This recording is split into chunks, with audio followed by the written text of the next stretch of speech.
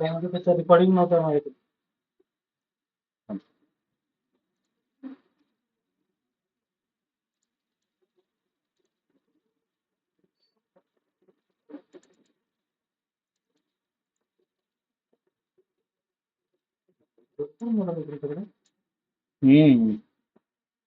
Okay, हा job त्याला आम्ही आपलं रेग्युलर बाउंडिंग बॉक्स वगैरे केला.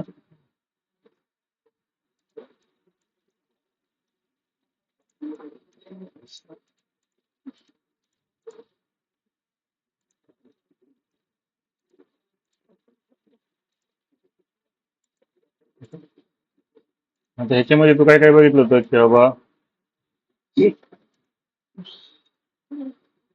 वॉटर लाईन बघितलं, रस्टर बघितलं. आता ह्याला काय करतो आपण वॉटर लाईनला की आपण निम्मा एरिया करतो, व्हर्टिकल एरिया करतो. रस्टर मध्ये काय करतो, हॉरिझॉन्टल एरिया करतो. इक्वल स्कोलप मध्ये काय होतं, पूर्ण एरिया कव्हर होऊन जातो. त्याच्यासाठी मी काय करतो, पहिल्यांदा बाउंड्री करतो. हे फ्लॅट वरती मला नाही करायचं, म्हणून मी काय करतो, बाउंड्री करतो. आणि त्याला सांगतो की बाबा या एरियाच्या आतमध्ये मशीनिंग कर म्हणून. टुलपाथ मध्ये गेलो, इथं म्हटलं इक्वल स्कोलप, पूर्ण मॉडेल दिलं इथं. जसं तू रस्टर वगैरे कशाला देतो सेम टू सेम याला पण देऊन टाकला 0 0. ओके, टुलपाथ कंट्रोल त्याला सांगितलं की बाबा या लाईनीच्या आतमध्येच काम कर पण. टूलमध्ये गेलो, आता ह्याला मी दिलं बॉल नोट की तिथं 12. जसं तू रस्टर वॉटर लाईनला फिनिशिंगला देतो ना, तसंच ह्याला पण द्यायचं. ओके, त्याला काही स्टॉक द्यायची गरज नाही. कट पॅरामीटर इथं म्हटलं 1 वे, इथं म्हटलं झिगझॅग. ऑप्टिमाइज कट ऑर्डर आणि रिव्हर्स कट ऑर्डर दोन्ही पण चालू ठेवलं. इथे स्टेपवर दिलं मी 0.3. ओके, स्टिपेंड चालू. आता ह्याच्यामध्ये मला काय करायचं, 0 ते 90 दिलेले. आता ज्यावेळेस आपण वॉटर लाईन वापरतो त्यावेळेस किती अँगल देतो इथं, मी 0-90 देतो. ओके, वॉटर लाईन त्यावेळेस आपण 30 ते 90 देतो आणि रस्टरच्या वेळेस 0.1 ते 40 देतो. ओके, आता इथं वॉटरला यायला जाताना मी काय करतो, 0.1 ते 90 देऊन टाकतो. मी सगळा एरिया कव्हर होऊन जातो. लिंकिंग पॅरामीटर मध्ये मिनिमम व्हर्टिकल ट्रॅक, बाकीचे 10,000. नंतर इथं एंट्री जी आहे हॉरिझॉन्टल किंवा त्याला नन काय प्रॉब्लेम नाही. इथं first lead in lead out आहे, म्हणजे फक्त पहिल्यांदा ज्यावेळेस घेईन त्यावेळेसच ते फक्त तिथं वापरा. आता ह्याचं काय होतं की जर सपोज तुला स्मूथली एंट्री करायची त्यावेळेस मग तू हॉरिझॉन्टल व्हर्टिकल काय असेल ते देऊन टाक. पण तुला डायरेक्ट सरळ एंट्री करायची असेल तर none. Home reference from machine, arc filter 0 to 5. Okay, plane मध्ये टॉप टॉप टॉप आणि ओपन. तर हा काय करतो, मॉडेल मधलं सगळं एरिया कव्हर करून देतो.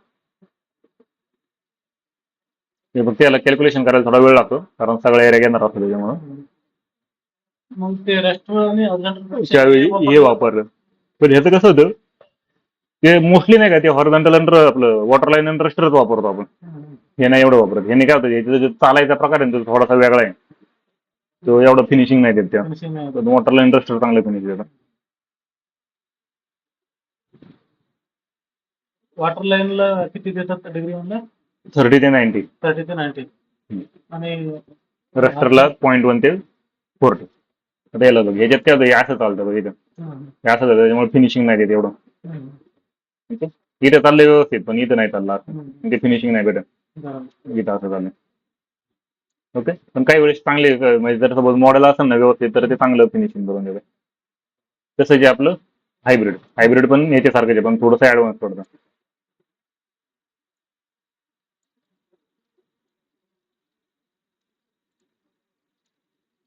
सेम टू सेम लाईन वगैरे सगळं दिलं, टूल वगैरे सेम ठेवलं, कट पॅरामीटर तिथे म्हटलं climb zigzag. Okay, optimize cut order, step down. आता ह्याच्यामध्ये नाही का आपण वेगवेगळं देऊ शकतो, म्हणजे 0.3 झेडला दिले आणि 0.25 हॉरिझॉन्टलला दिले. 35 अँगल मधला अँगल म्हणजे किती दोघांच्या मधलं वेगळं करा. Previous Z process, close offset किंवा अप्पर टू लोअर म्हणतो आपण याच्यामध्ये. फ्लॅट डिटेक्शन नाही पाहिजे, इग्नोर फ्लॅट. ओके, आता याला तिथं स्टिपेंड शालमध्ये इथं अँगल नाही येतो. जो काही अँगल कंट्रोल करायचा तो इथून करतो लिमिटेड अँगल म्हणून. ओके, लिंकिंग पॅरामीटर मध्ये सेम इथं म्हटलं 10,000. ते पूर्ण 25 राहिले तरी चालतंय ना. हा, तुम्ही 10,000च का करताय, 25 राहिले तरी काय चालत नाही. आता 2500 राहिले तर काय म्हणत की इथून इथं जायचंय त्याला, तर ते 2500च्या फीड रेटने जातं. आणि 10,000 म्हणजे तो रॅपिडच्या फीड रेटने जाईल जवळपास, म्हणून आपण त्याला 10,000 करून. First lead in lead out same, home reference from machine, arc filter 0 to 5. Okay. ते काय करतं हायब्रिड नाही थोडंसं जरा बेटर पडतं ह्याच्यापेक्षा इक्वल पेक्षा. ओके तर हायब्रिड वापरलं तरी चालेल पण तरी पण आपण मोस्टली प्रेफरन्स देतो वॉटर लाईन आणि रस्टरला. त्याच्यातच चांगली फिनिशिंग येते. ओके.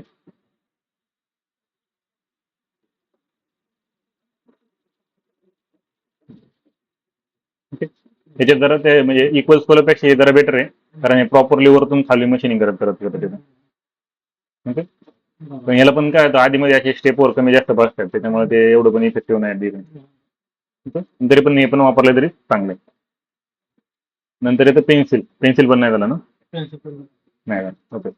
आता जर सपोज मी काय केलं याच्यात हा जर कॉर्नर रेडियस बघितला हा कितीचा आहे समथिंग हा 12.7ची रेडियस डायमीटर आहे. म्हणजे 12 डायमीटरचा टूल वापरला तर फिनिश होईल का. होणार ना. होईल. पण आता इथं जर बघितलं तर इथं होईल का इथे कितीची रेडियस आहे 2.5ची. नाही होणार कारण काय होणार इथं तुझं काय होणार मटेरियल जसं आहे तसंच राहणार 12 बॉलमध्ये त्याच्यामुळे म्हणजे सहाचं मटेरियल तसंच राहणार. ओके मग त्याला ते मशीनिंग करायचं म्हणलं मग मला काय करावं लागेल छोटं टूल वापरावं लागेल आणि ते कुठं चालायला पाहिजे इथंच चालायला पाहिजे. म्हणून मग आपण ऑप्शन घेतो इथं पेन्सिलचा. पेन्सिलमध्ये गेलो ॲरो पूर्ण जॉब सिलेक्ट केला. त्याला म्हटलं स्टॉक 00 टूल पाथ कंट्रोलमध्ये सेम टू सेम टूल किती तर आता 12पेक्षा कमी तर वापरलं मी किती तर 6चं किंवा 8चं वापरलं 6चं वापरलं. Next finish. कट पॅरामीटरमध्ये 1 वे किंवा झिगझॅग स्टेपवर आता 6च्या टूलच्या हिशोबाने स्टेपवर दिले 0.2. रेफरन्स टूल डायमीटर आधीच्या टूल कितीचा वापरला आपण 12चा. ओव्हरलॅप थिकनेस 1.2.3 देऊन टाकले. Overlap thickness over thickness. Okay steep and shallow 0 ते 90. लिंकिंग पॅरामीटर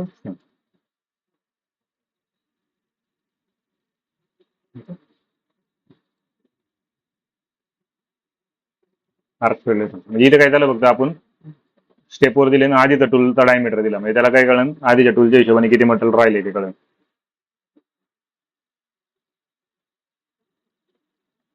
बरोबर जेवढ्या ठिकाणी राहिले तेवढ्या ठिकाणी चालतं फक्त.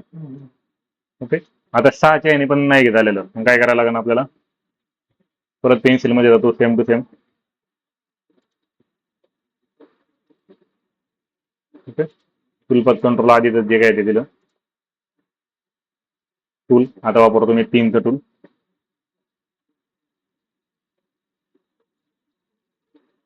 होल्डर स्टॉक सेटअप हे सगळं सेम झिगझॅग 3च्या हिशोबाने त्याचा स्टेपवर दिला आणि आधी त्याचा रेफरन्स दिला 6चा टूल. ओव्हर थिकनेस 0.2.3 देऊन टाकली. Steep and shallow same linking parameter same. Over thickness काय येते. ओव्हर थिकनेस म्हणजे काय की आता समथिंग माझं 6ला एवढं एरिया डिटेक्ट झाला त्याचं 6च्या हिशोबाने ते करणार 0.2.3 अजून वाढणार त्याच्यासाठी ते ओव्हर थिकनेस दिले.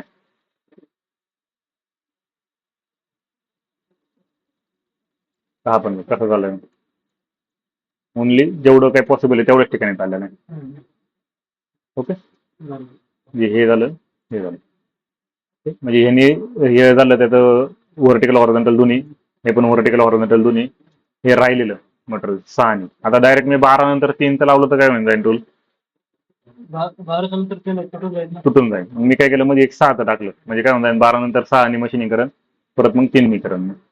ओके आता 3चं टूल तर व्यवस्थित दिसते पण आता ऍक्च्युली काय होतं याच्यामध्ये जर हा जर बघितला हा एरिया तर हा कसा आहे व्हर्टिकल एरिया म्हणजे माझं कटर काय असं सरळ सरळ येते.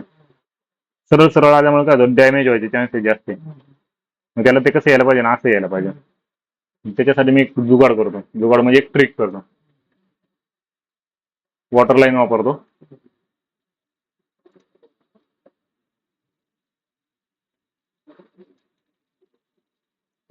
टूलपाथ कंट्रोल मध्ये जातो सेम टू सेम आधीची लाईन. ओके तिथे सगळं सेम टूल 3चं दिलं होल्डर वगैरे काय म्हणजे देऊन टाकला. कट पॅरामीटर इथं जातो स्टॉक मध्ये. ओके त्याला ऑन करतो स्टॉकला आणि याला देतो रेफरन्स टूल आधीचं टूल की तिथे 6. ओके कट पॅरामीटर त्याच्या हिशोबाने 0.1 स्टेप डाऊन. कॉर्नर राउंडिंग काय कट करायची गरज नाही 1 वेच्या ऐवजी म्हणतो झिगझॅग. स्टिप अँड शॅलो 0 ते 90 बाकी मग सगळं सेम.